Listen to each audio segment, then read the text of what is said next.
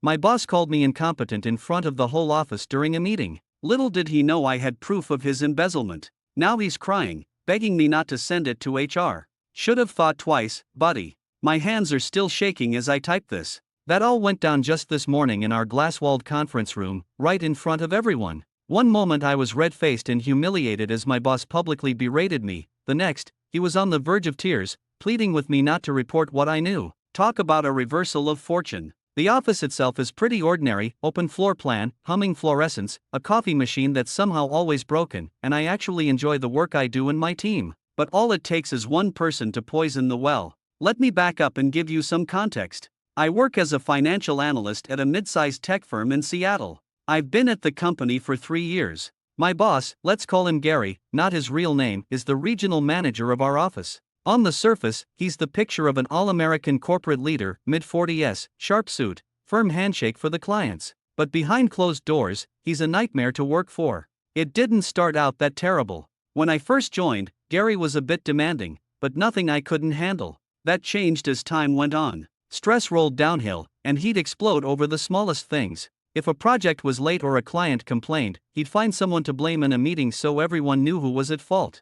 I'll never forget a staff meeting last year where he ripped into our marketing guy, Ben, over a typo in a presentation, practically making the poor guy cry. Gary loved to flex his power and make us feel small. He'd throw around lines like, "I can find someone else who can do your job," just to keep us under his thumb. My co-worker Lisa and I often grabbed beers after work just to blow off steam about Gary. One Friday after a particularly rough week, Lisa and I sat in a corner booth at O'Malley's Pub, our usual after-work hangout. I was on my second beer, still fuming about how Gary had berated Ben. "If that jerk emails me one more impossible request tonight, I swear I'm tossing my phone in the fryer," I grumbled. Lisa smirked and raised her bottle. "You won't," she said, "because you need that paycheck. But one day, that man is gonna get what's coming to him. Karma's real, and I hope I get a front row seat." I cracked a smile for the first time that day and clinked my bottle to hers. "I'll drink to that," I agreed. "With any luck, I'll be sitting right next to you when it happens." We were all sick of his bullying, but most of us just bit our tongues and kept our heads down. He even fired one of our accountants, a single mom, because she took a few sick days to care for her child. Of course, he framed it as a performance issue. Who does that? And let me tell you, we all walked on eggshells around Gary every single day. If he was in a bad mood, you could sense it a mile away. Conversations would hush as soon as he stepped onto our floor. He had a way of making the air thick with tension whenever he entered a room. Despite the toxic atmosphere, upper management never really intervened. Our branch's numbers always looked good on paper, mostly because all of us underlings were busting our butts, so corporate just saw Gary as a guy who delivered results. Whenever higher-ups visited our branch, he'd lay on the charm and act like the supportive superboss. They always left impressed, clueless about how he treated us peons the minute they were gone. They didn't see the trail of fear and resentment he left behind. As for me, I tried to avoid conflict. I actually like my job, minus the boss part, and I need the paycheck. Seattle's not cheap and I've got student loans to tackle. So I put up with Gary's tantrums longer than a lot of people would. Not gonna lie, there were a few mornings I sat in my car in the parking lot, just psyching myself up to go inside and face another day of his BS. Some coworkers quit outright because of him. Those who dared stand up to him didn't fare well. I saw him sabotage my colleague Phil's promotion after Phil challenged one of Gary's decisions. Gary gave him such a horrendous performance review that Phil was passed over for the promotion and ended up quitting a month later. Point is, confronting Gary came with risks. I was determined to stick it out, hoping maybe he'd get transferred or we'd get a new manager eventually. The real trouble began a few months ago when I stumbled on an odd expense while preparing a quarterly financial report. There was a $15,000 charge labeled under office supplies that made no sense, way beyond our usual spending. It lacked the normal documentation we'd expect. Puzzled, I brought it to Gary during one of our one-on-one meetings, asking if he knew what it was. For a split second, I swear I saw a flicker of panic in his eyes, but he quickly recovered. He mumbled something about a last-minute security system upgrade and said accounting told him to lump it under office supplies. It sounded flimsy, especially since I'd heard nothing about any new security system. I even quietly asked Lisa if she knew about it. She was just as baffled as me. After that, I kept my eyes open. Over the next few weeks, I noticed more strange expenses: $7,000 to a consulting firm no one had heard of, $20,000 for miscellaneous services with almost no description, all approved by Gary. By the end of that quarter, I had tallied close to $50,000 in questionable charges.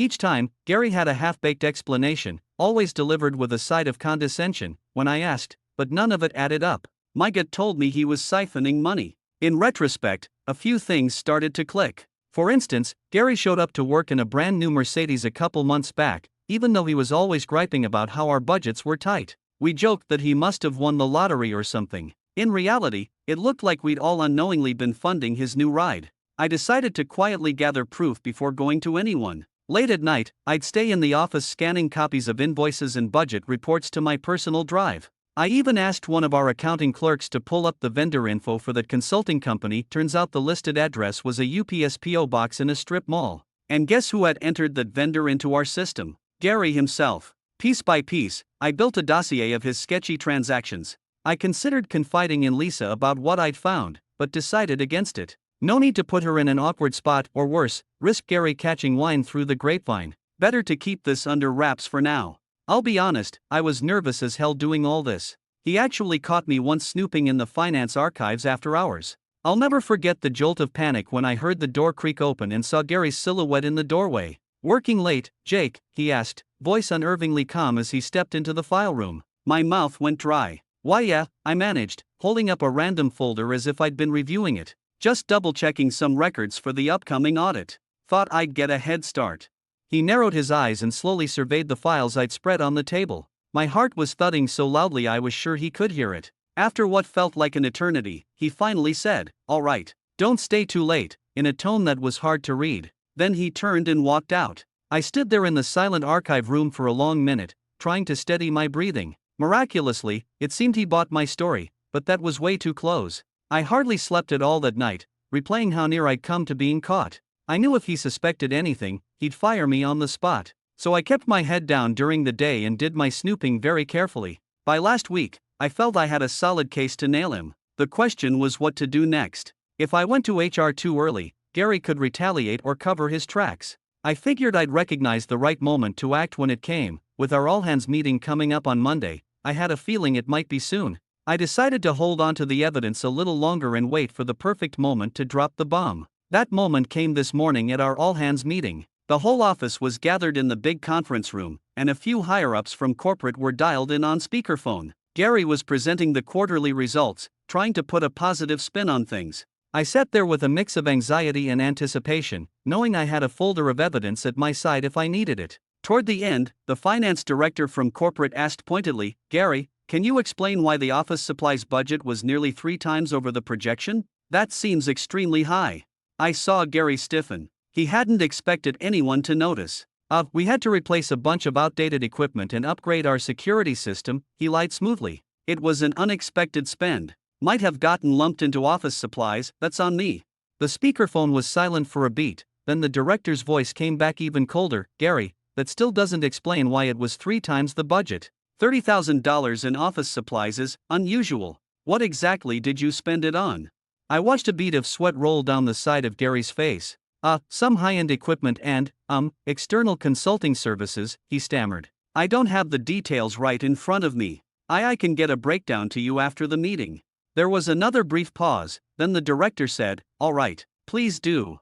Her tone made it clear she wasn't satisfied, but she let it drop for now. Gary's face was flushed, and he shuffled his notes nervously. Gary cleared his throat and forced a strained smile. He opened the floor for questions from those of us in the room, trying to regain composure. No one spoke up. We all sensed something was off. That's when Gary, looking a little desperate, decided to throw me under the bus. "Actually, Jake," he said, fixing his gaze on me, "since you helped put these reports together, maybe you can explain to everyone why some of the numbers are so sloppy." All eyes turned to me. My pulse was whooshing in my ears. I'm not sure what you mean," I said carefully. He cut me off, waving a hand. "Don't play dumb. The overspent budget, the miscategorized expenses. This is basic stuff. Maybe you're not as detail-oriented as I thought." My face burned. I realized he was setting me up as the fall guy for his own mess. Gary shook his head in mock disappointment and added, "Maybe I've been too patient with an incompetent employee." You could hear a pin drop. I sat there in stunned humiliation for a moment. Then something in me snapped. "Fine," I thought. "You want to do this in front of everyone? Okay." I pushed my chair back and got to my feet. My legs were a bit shaky, but my voice came out strong. "You want to talk about incompetence, Gary? Alright, let's talk about incompetence. Gary blinked, not expecting defiance. What are you doing? He growled, still trying to sound in control, but I could hear the quiver in his voice. You're accusing me of not doing my job, I said loudly, looking around at my co-workers. But I've actually been doing extra work lately, like tracking down some funny expenses that keep showing up in our books. Gary's face drained of color. This isn't the time or place, he snapped, voice cracking slightly. Oh, it is, I shot back. My heart was hammering, but I felt a surge of righteous anger. In fact, this is the perfect time and place, since you just decided to insult me in front of everyone.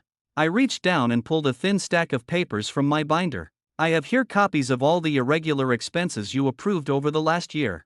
I held up the first page for the room to see. For example, here's a $7,000 invoice from a company called Greenmont Consulting. Funny thing is, it's not a real company, but it got paid approved by you, Gary.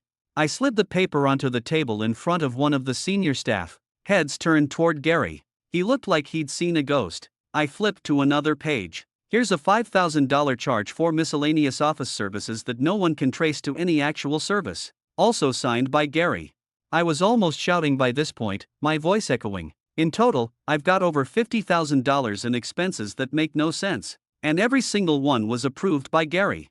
Holy crap, I heard someone whisper. A wave of murmurs swept around the table. I caught a few folks shooting incredulous looks at Gary, then at me. Gary's mouth flapped as he tried to formulate a response. This is a misunderstanding, he spluttered, sweat beading on his forehead. You're trying to accuse me of something? You have no idea what you're talking about, you little. You have to understand, he continued, grasping at straws. I never meant for any of this to happen. The budgets were so tight, I only shifted some funds around to cover things we needed. I did it for the office, really.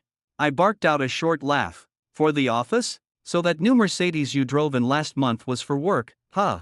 I shot back, eyes narrowed. Gary flinched, he knew he was caught. I shook my head. Cut the crap. You didn't steal to help any of us. This was all you. The only thing I'm accusing you of is stealing from the company, I cut in coldly. And I think the evidence speaks for itself. At this point, our HR manager, Marlene, stood up, looking flustered. Alright, I think we need to pause here, she said, her voice a bit shaky. This meeting is over. No one objected. The room erupted into chaos as chairs slid back and people started rushing out. Some were wide-eyed and whispering, others were casting outraged looks at Gary. As Lisa passed by me, she squeezed my shoulder and whispered, "Good job." Gary looked absolutely shell-shocked, rooted to the spot as the conference room emptied. The conference room emptied out, and for a moment it was just me and Gary standing there with Marlene hovering by the doorway. Before she could say anything, Gary turned to me, his demeanor completely changed. "Jake, I'm sorry," he blurted out, voice shaky. I shouldn't have said those things. I was out of line. She, HR, looked unsure. Given the circumstances, leaving us alone wasn't standard protocol. I should have said no, but curiosity, and maybe a bit of vindictiveness, got the better of me. "It's fine," I told her. "I'll hear him out."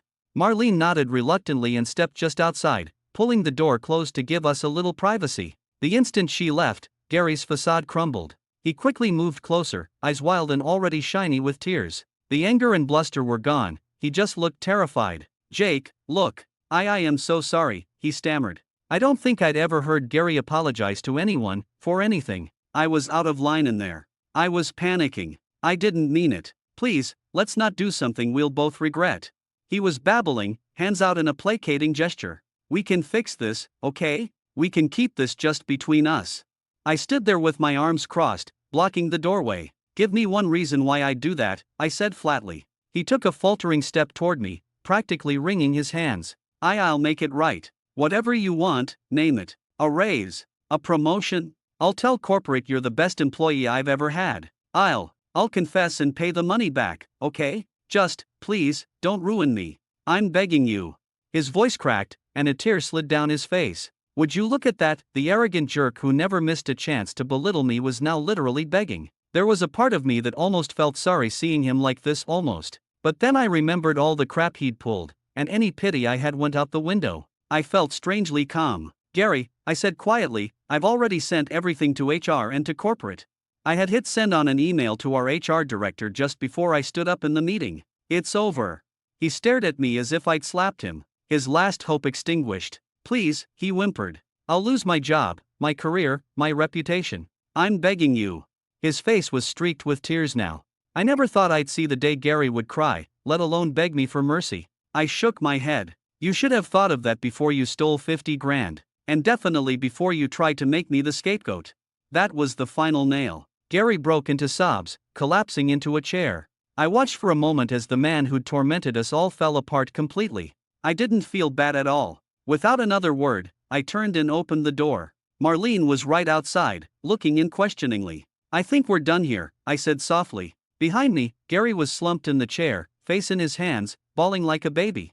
As I walked out, my hands were still trembling from the adrenaline, but I felt an incredible sense of relief. I had actually done it. I stood up to Gary and exposed him. For the first time in a long time, I felt like I had control of my work life again. The fallout was swift. Within a couple of hours, corporate HR and security were in our office. Gary was suspended and escorted out of the building by 2 stone-faced security guards. He even had to do the walk of shame carrying a cardboard box of his stuff. The entire office watched as our once feared boss was let out, red-eyed and humiliated. I saw Ben, the marketing guy he'd chewed out, give a tiny fist pump as Gary passed by. The office was dead silent for a moment, and then I swear everyone collectively exhaled. People traded wide-eyed looks that quickly turned into relieved grins. A couple of co-workers even gave me subtle nods and thumbs-ups behind the HR folks' backs. After giving HR and the higher-ups a full rundown of what I'd discovered, management made it clear I wasn't in trouble, quite the opposite. They thanked me for blowing the whistle. Even the CFO emailed to commend me for catching the issue. My phone blew up with messages from co-workers too. People were calling me a hero and sending high-five emojis in our team chat. One colleague joked that I should be the next boss, another said, "Dude, drinks are on me for the rest of the year." Lisa sent me a whole string of party emojis and, "We are so celebrating once you're back." It was overwhelming. I'm not used to this kind of attention, but it felt damn good to have everyone's support. For now, I'm on paid leave while they finish the internal investigation and audit. There's even talk that the company might involve the authorities, and honestly I wouldn't be surprised. Fine by me. After the drama of this morning, I could use a breather. I'm just happy that the office nightmare is over. The guy who called me incompetent in front of everyone was exposed as the real fraud. Watching him get marched out in disgrace was the cherry on top of it all. And to cap it off, I'll just say, should have thought twice, buddy.